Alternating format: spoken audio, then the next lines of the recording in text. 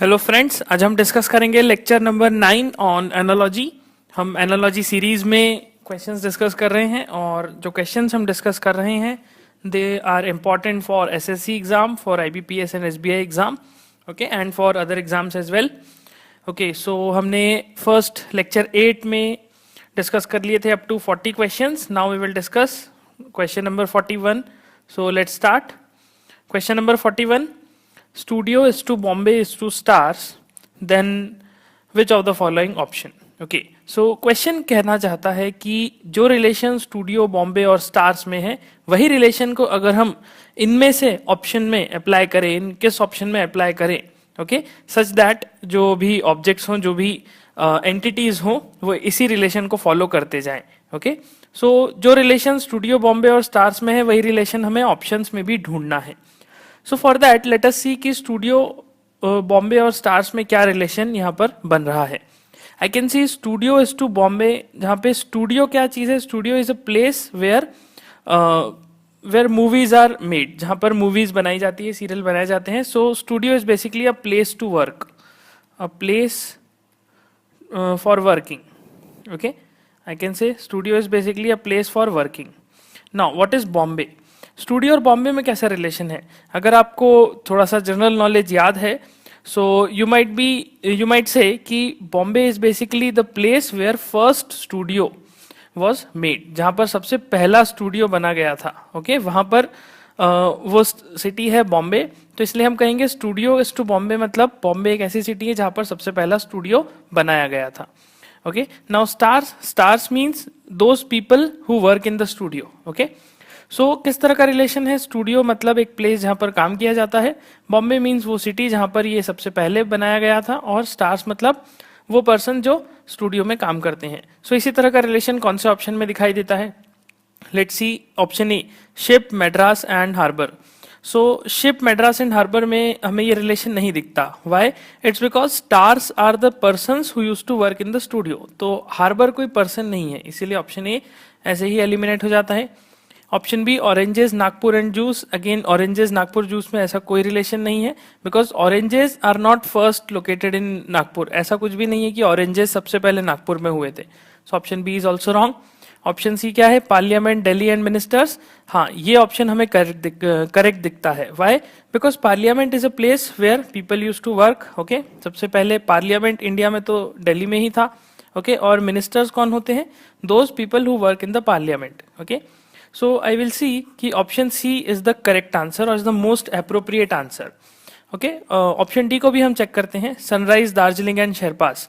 So you can see यहाँ पर भी कुछ इस तरह का रिलेशन नहीं दिखाई देता जो स्टूडियो बॉम्बे और स्टार्स में है, तो इसीलिए option D is also wrong. Okay, so let's move to question number 42, love, adoration and infatuation.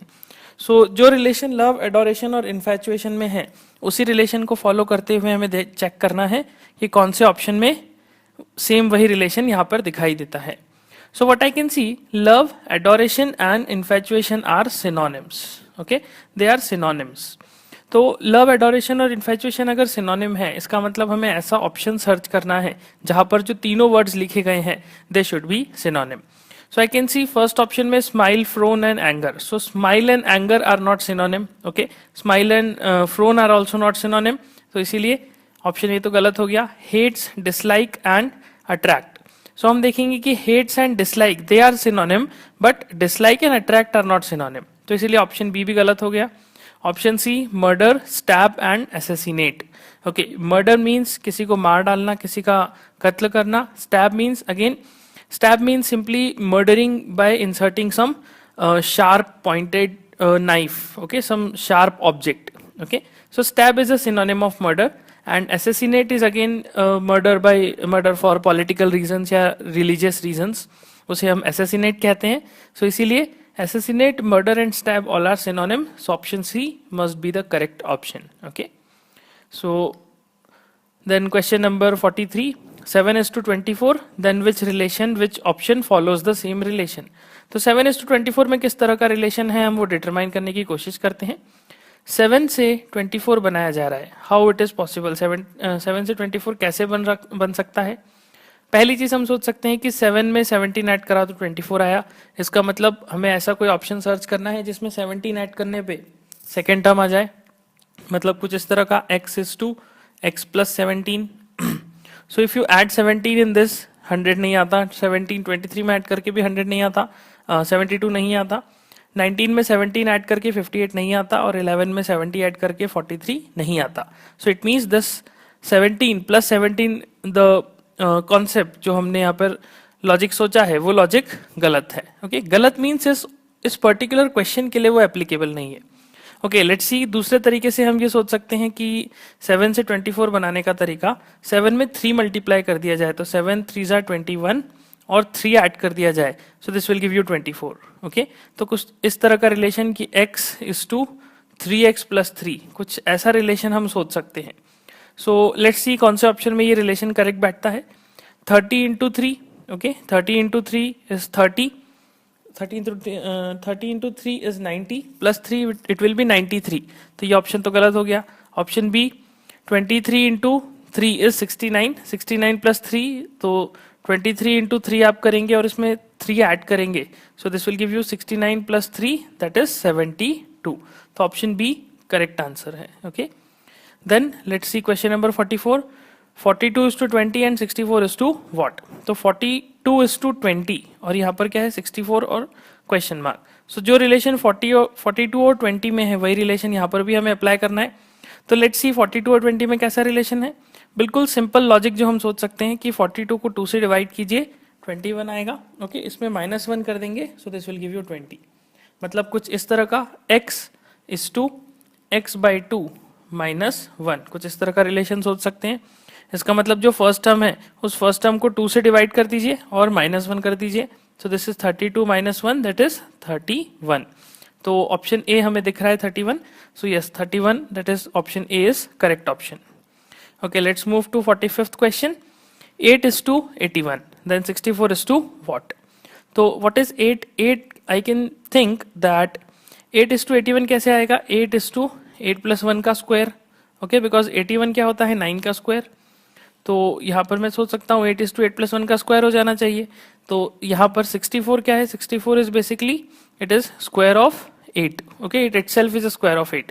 तो यहाँ पर हमें 8 के स्क्वायर को नहीं सोचना, क्योंकि a जो 8 लिखा हुआ है this is the first term, okay और 81 is the second term.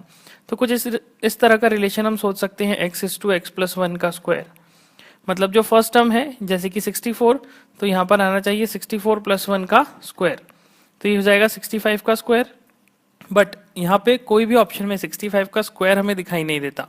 So what we need to think, हमें कोई और रिलेशन कोई और तरह से यहाँ पे लॉजिक अप्लाई करना है। सो व्हाट आई कैन सी कि 8 is basically 2 to the power 3 and 81 is basically 3 to the power 4। Okay आप देख सकते हैं 8 क्या है 2 to the power 3 है और 81 क्या है 3 to the power 4। तो सेम इसी तरह का रिलेशन हमें यहाँ पर भी अप्लाई करने को मिल सकता है, हो सकता है यहाँ पर कुछ इस तरह का रिलेशन हो। रिलेशन बेसिकली किस तरह का है, 2 is the base and 3 is the exponent और पावर, यहाँ पर 3 is the base and 4 is the exponent और पावर। तो मैं देख सकता हूँ अगर x to the power y जो लिखा हुआ है तो सेकेंड टर्म में ये x plus 1 to the power y plus 1 हो सकता है। ओके तो x plus 1 is to the power y plus 1 logic को अगर हम लेके चलते हैं तो 64 को मैं लिख सकता हूँ 8 का स्क्वायर। ओके तो यहाँ पर आना चाहिए 9 to the power 3, तो 9 to the power 3 मतलब 729, बट ऐसा कोई ऑप्शन नहीं दिख रहा।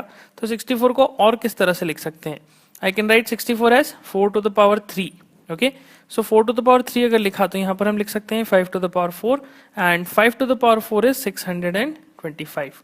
तो यस डेफिनेटली यहाँ पर रिलेशन कैसा है, x to the power y is to x plus 1 to the power y plus 1, जिसमें एक खासियत और है, यहाँ पे हम देख सकते हैं कि बेस और एक्सपोनेंट में डिफरेंस कितना है 1, यहाँ पर भी बेस और एक्सपोनेंट में डिफरेंस कितना है 1। तो यहाँ पर हमने देखा कि 8 और 2 लिखा तो यहाँ पर बेस और एक्सपोनेंट में डिफरेंस जो है वो 1 नहीं है, 1 से कुछ ज्यादा वैल्यू है। तो इसीलिए रिलेशन हमें कैसा देखना है, x की power y is to x plus 1 की power y plus 1, but condition क्या है x और y में डिफरेंस कितना होना चाहिए 1। ओके सो जो कि यहाँ पे हमें दिखाई देता है, तो इसलिए option D is the correct answer. Okay so this completes our lecture 9। हम फर्दर लेक्चर्स में और क्वेश्चंस डिस्कस करेंगे। Thank you.